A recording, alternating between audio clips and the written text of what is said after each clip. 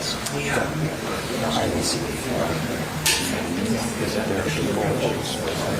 international. Yes. Got it. Yeah, this one is more international than that. Yeah.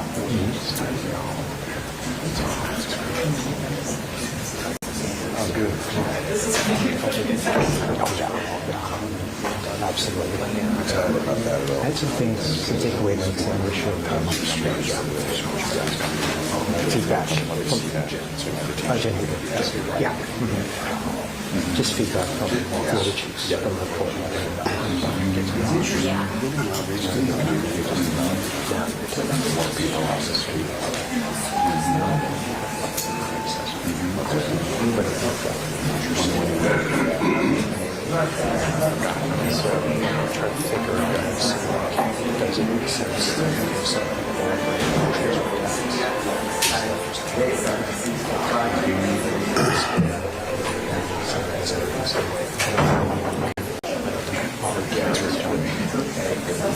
It's one of those things where, like, when it gets here, I'll step to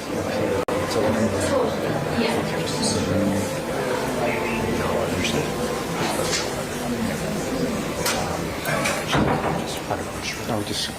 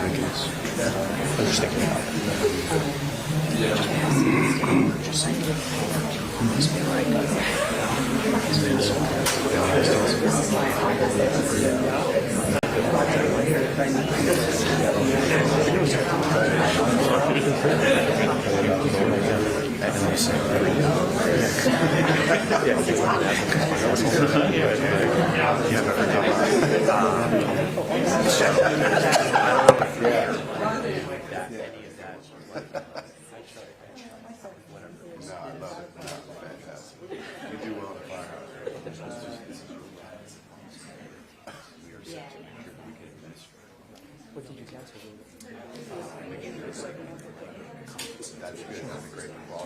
Got it. But just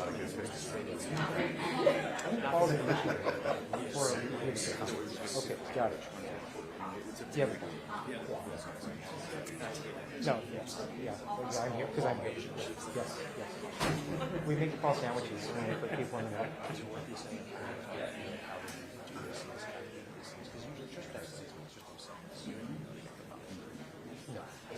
Oh, I know. I think of that. It's once or twice. Yes. Chief, how are you? Good.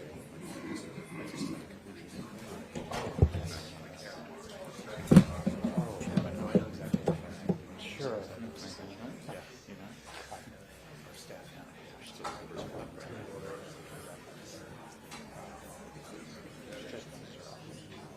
Yeah. Internally, media can go.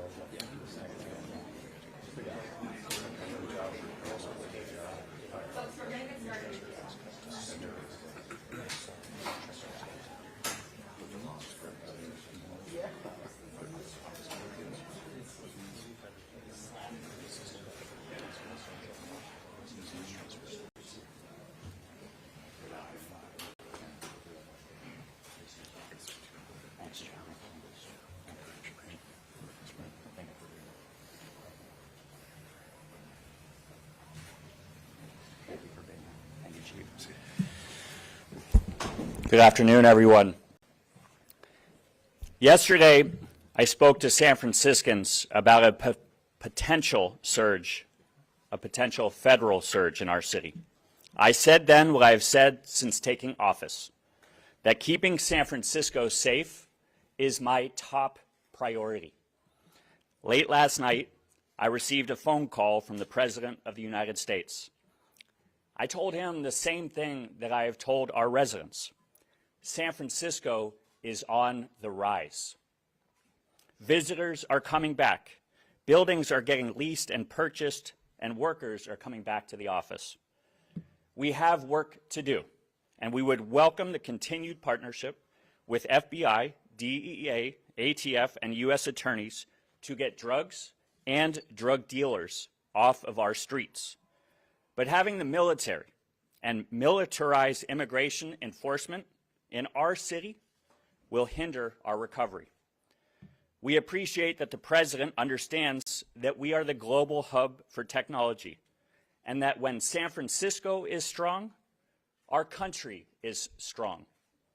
Today in San Francisco, crime is down nearly 30% citywide, and violent crime is at its lowest levels since the 1950s.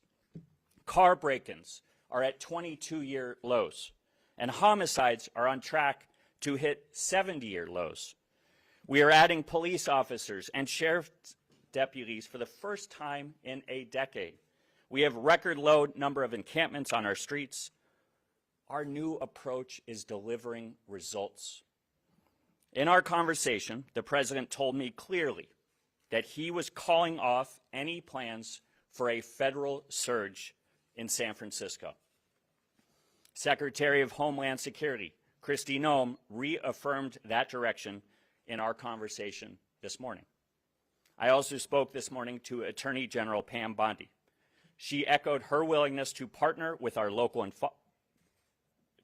law enforcement to combat fentanyl and hold drug traffickers accountable.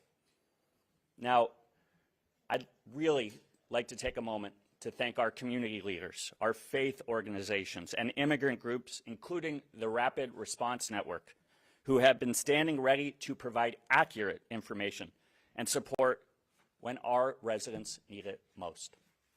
I want to recognize everybody standing here with me, all of our local law enforcement partners, including our police department, our fire department, Department of Emergency Management, Sheriff Paul Miyamoto, District Attorney Brooke Jenkins, and City Attorney David Chu for their shared commitment to public safety in this city. I also want to thank our Board of Supervisors. Our work to keep San Franciscans safe is why San Franciscans believe in our city, and they believe that we are on the right track. And today's developments will help us continue to strengthen the trust we have built between communities and local law enforcement. I also want to thank Speaker Emerita Pelosi, Senator Schiff, Senator Padilla, Congressman Mullen, and Governor Newsom for their continued partnership and support for the people of San Francisco.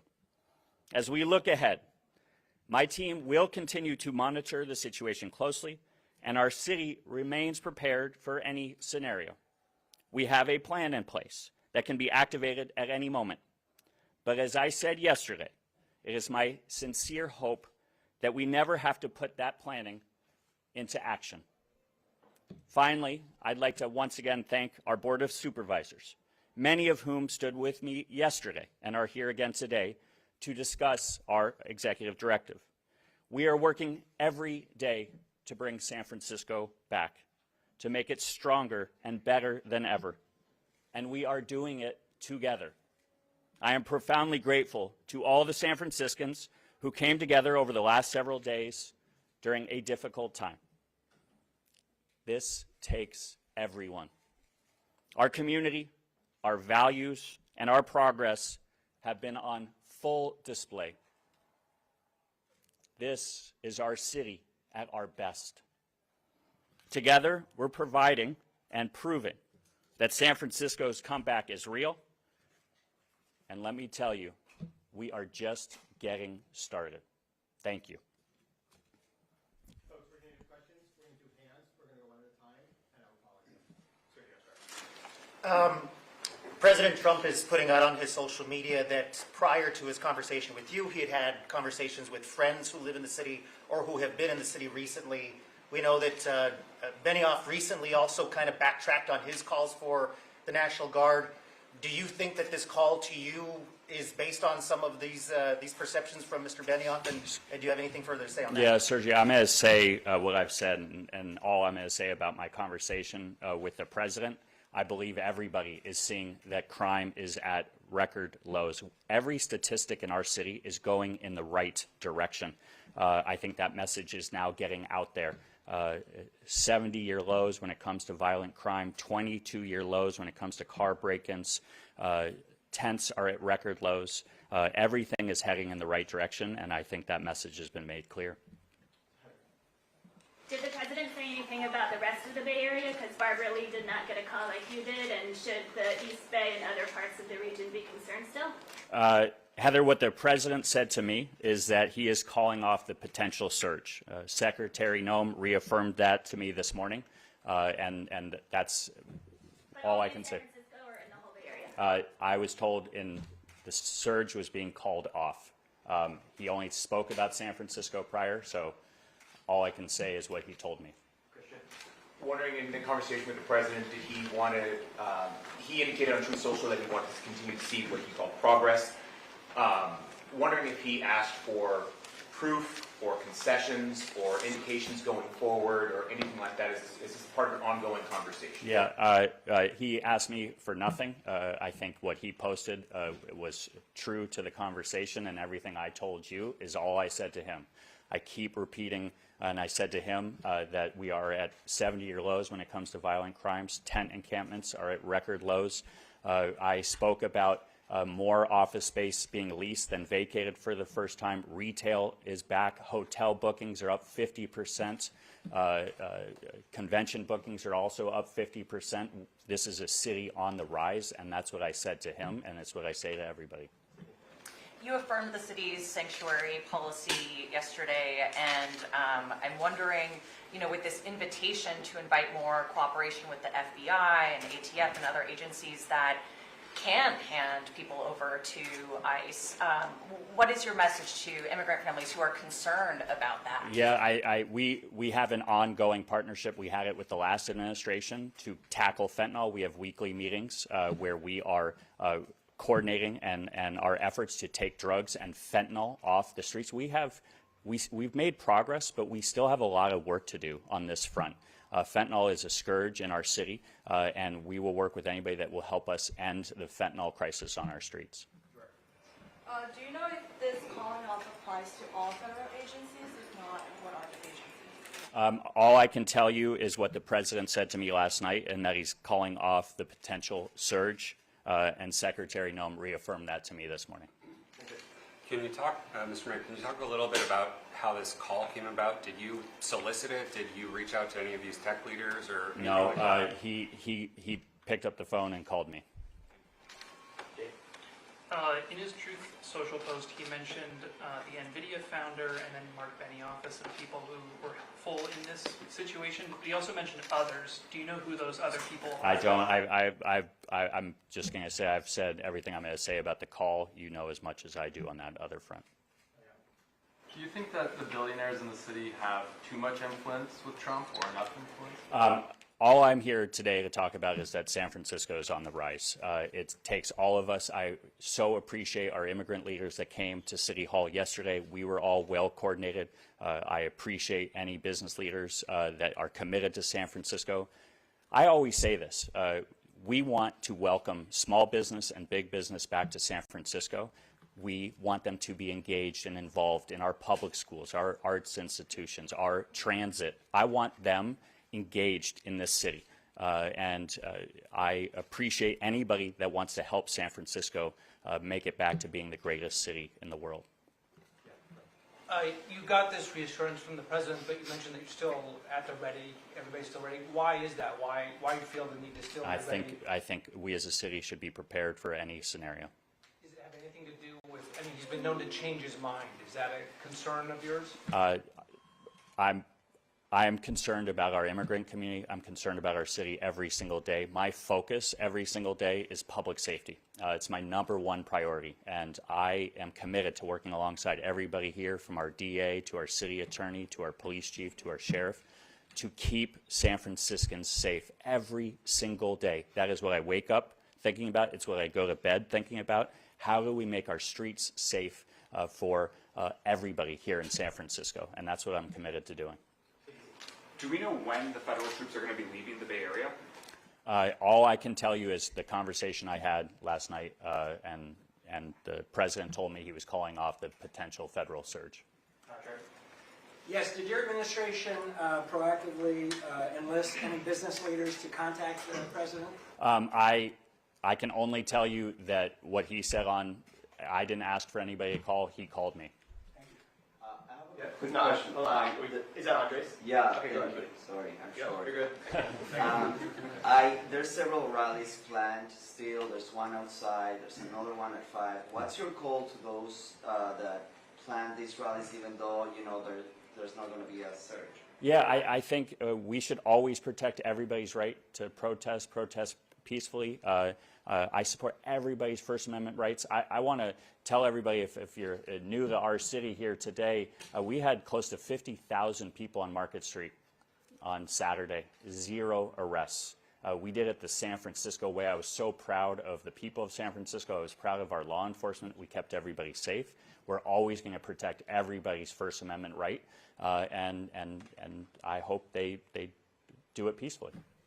The president mentions in his post criminals that it's easier for him to remove from the streets than it would be for you. Does he get specific with criminals? Is he talking about undocumented immigrants? We did not talk about that. Hey, Mayor. You've taken a different strategy than some of the other local leaders throughout the country, certainly Governor Newsom.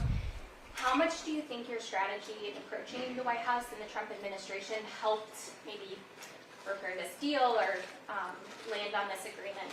I think you've covered me.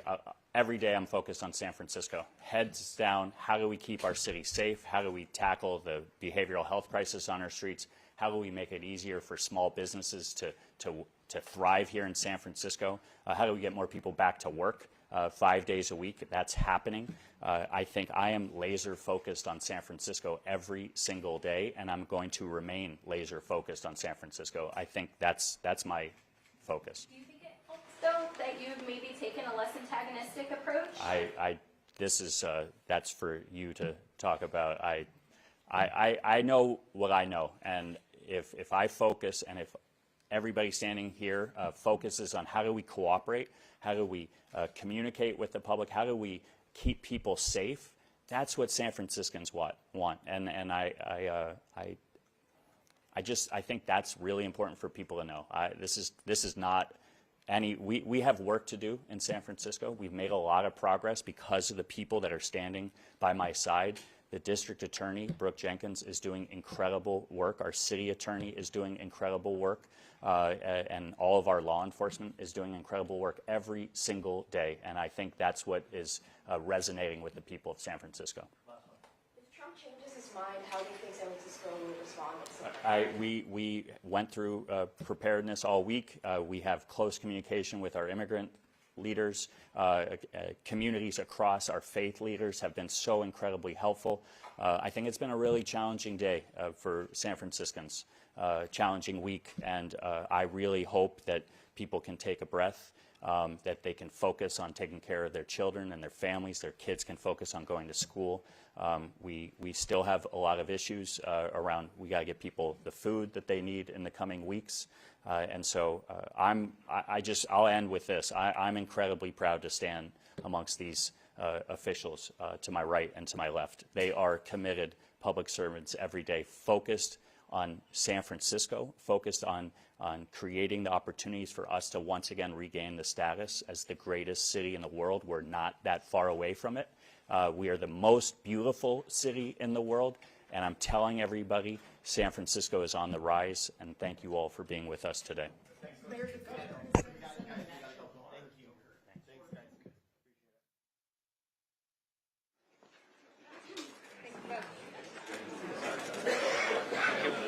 Thank you.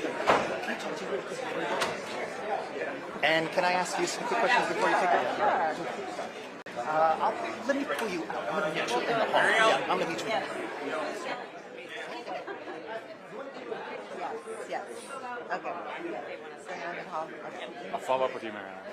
Oh, yeah, of course, of course. Yeah. The detail. Very much.